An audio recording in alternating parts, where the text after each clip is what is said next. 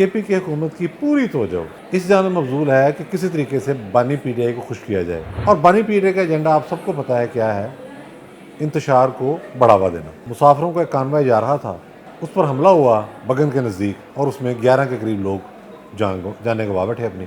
बाद में पता लगा कि कोई अफवाह उड़ी थी, उसके नतीजे में ये हमला हो गया, कोई गलत खबर किसी ने फैलाई थी। इसके बाद इलाके में कशीदगी होगी बहुत ज़्यादा। फिर एक और बड़ा काफिला जा रहा था, उस पर टेररिस्ट अटैक हुआ। वो बड़ा टेररिस्ट अटैक था जिसमें 44 लोग जाने गवा बैठे और बाद में तादाद 50 तक भी उनकी पहुंची। इसके नतीजे में फिर फसादात फूट पड़े, हंगामे। दोनों ग्रुपों के दरमियान एक बड़ी लड़ाई छिड़ गई। खोखे तक नहीं छोड़े गए, पेट्रोल बाजार मुकम्मल नजर आतश, कई घर जला दिए गए, बंदे अगवा कर दिए गए। उनके साथ बैठ के हमने कुछ तय नहीं किया और उन्होंने कहा जी हम अमन मुआहदा कराने की कोशिश कर रहे हैं। एक जिरगा बुला लिया गया। दोनों तरफ से जो दावे थे वो मुतजाद थे और ये साफ नज़र आ रहा था कि जिरगा किसी ऐसे नुक्ते पर नहीं पहुंच सका जो वहाँ पायदार अमन की ज़मानत दे। उसके बावजूद KP की हुकूमत ने और उनके तर्जुमानों ने, जिस तरह वो झूठ बोलते हैं बढ़ चढ़ कर, उन्होंने ऐलान किया जी जिरगा कामयाब हो गया। एक तो इन्हीं वाक़यात के दौरान अली अमीन गंडापुर ने पूरी सरकारी मशीनरी लेकर इस्लामाबाद पर धावा बोला। वो जिसे कहते हैं ना 24 से 27 नंबर तक ये हो गया वो हो गया।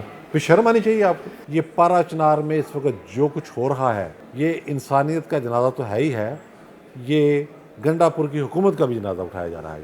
पारा चिनार इस वक्त दहकता हुआ अंगार बन चुका है। इसमें कसूर किसका है, इस बात का तयन करना ज़रूरी है। बहुत अफसोस की बात है, पारा चिनार जैसा पहाड़ी इलाका जहाँ यख बस्ता हवाएं जो जिस्म जान के दरपे रहती हैं, ऊपर से बर्फ़बारी, उसके बाद एक अरसा हो गया है वहाँ अशिया खुर्दोनश, अद्वियात, मुसाफिरों का आना जाना सब बंद है। शहरा बंद होने के सबब हालत ये हुई कि इलाके में उगने वाली तमाम सब्ज़ियाँ जो हैं वो लोगों ने इस्तेमाल कर लीं। जितनी वहाँ लाइफ स्टॉक मौजूद थी वो लोगों ने इस्तेमाल करना शुरू कर दिया। 1 किलो दूध के लिए लोग हज़ार रुपये का नोट लेके फिर रहे हैं। मुर्गी का गोश्त नहीं मिल रहा, अंडे नहीं मिल रहे, अद्वियात नहीं मिल रही, मेडिकल स्टोर खाली पड़े हैं, लोग बीमार हैं, लोग भूखे हैं, आटा भी ख़त्म हो रहा है। जो जिसके घर में है वो उसको पका के खाने पर मजबूर है। आया इस दौर में इस तरह की बर्बरियत और जुल्म ये बर्दाश्त किया जा सकता है?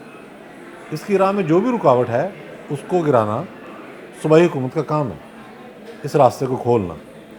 लेकिन अफसोस की बात, KP की हुकूमत की पूरी तवज्जो इस जानब मबजूल है कि किसी तरीके से बानी PTI को खुश किया जाए।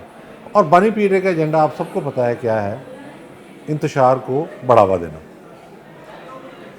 हमें ठंडे दिमाग से सोचना चाहिए कि पारा चिनार में जो बार बार सूरत ख़राब होती है उसकी वजूहत क्या हैं।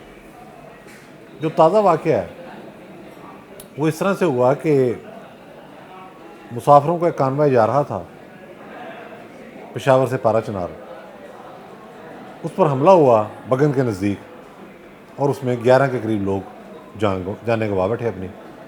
बाद में पता लगा कि कोई अफवाह उड़ी थी, उसके नतीजे में ये हमला हो गया, कोई गलत खबर किसी ने फैलाई थी। बहरहाल इसके बाद इलाके में कशीदगी होगी बहुत ज़्यादा। जब कशीदगी बढ़ी तो उसके कुछ अरसे बाद कुछ सिक्योरिटी अरेंजमेंट किए हुकूमत ने, लेकिन ज़ाहिर है ये आई वाश था, कोई प्रॉपर अरेंजमेंट नहीं था। फिर एक और बड़ा काफिला जा रहा था, उस पर टेररिस्ट अटैक हुआ। वो बड़ा टेररिस्ट अटैक था जिसमें 44 लोग जाने गवा बैठे और बाद में तादाद 50 तक भी उनकी पहुंची। इसके नतीजे में फिर फसादात फूट पड़े, हंगामे। दोनों ग्रुपों के दरमियान एक बड़ी लड़ाई छिड़ गई।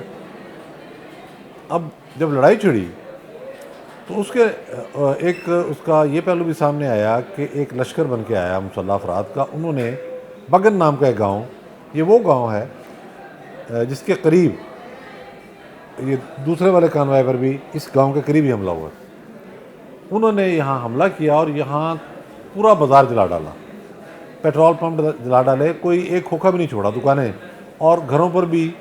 वो जो हमलावर थे उन्होंने हल्ला बोला, लोग घर छोड़ के भागे, सामान असबाब छोड़ के भागे। वहाँ भी कुछ लोग कत्ल हुए, कुछ को अगवा किया गया। तो एक मामला हो गया।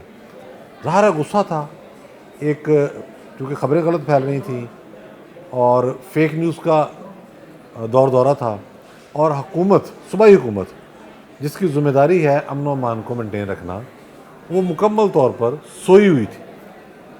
اوکے، اب یہ قتل و غارت ہوگی، ظاہر روکنا تو ہے نا جی، قانون نافذ کرنے والے اداروں نے حرکت میں آنا ہے۔ اگر صوبائی حکومت سے کنٹرول نہیں ہوتا تو آپ فیڈرل گورنمنٹ سے مدد مانگ لیں، وہ پیراملٹری ٹروپس بھیج دیں گے، وہ فوج کو بھیج دیں گے۔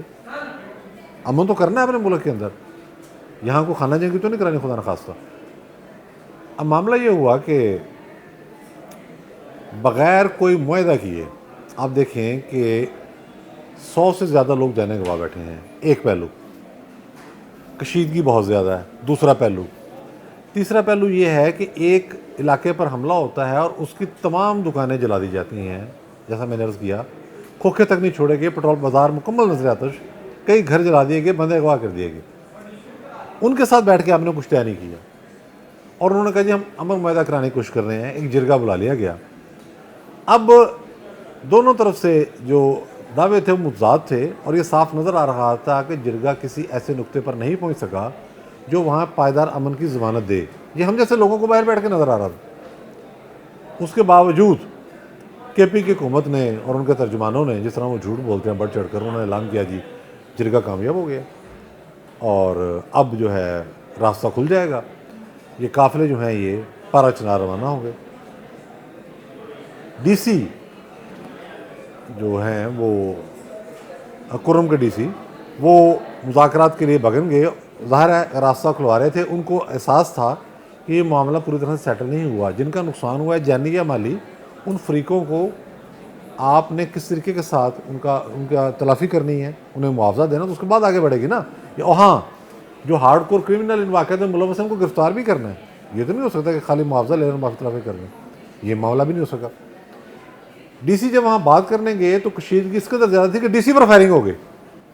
یہ ریئر ہوتا ہے، بے شک ٹرائبل ایریا ہو، ڈی سی پر فائرنگ ہو جانا ریئر مطلب واقعہ ہوتا ہے۔ اس میں یہ ہو گیا، بڑا خطرناک واقعہ تھا۔ اس کے بعد وہ قافلوں کی روانگی رک گئی اور یہ سارا معاملہ ایک ڈولڈر میں پڑ گیا اور پریشانی پورے پاکستان میں پھیل گئی۔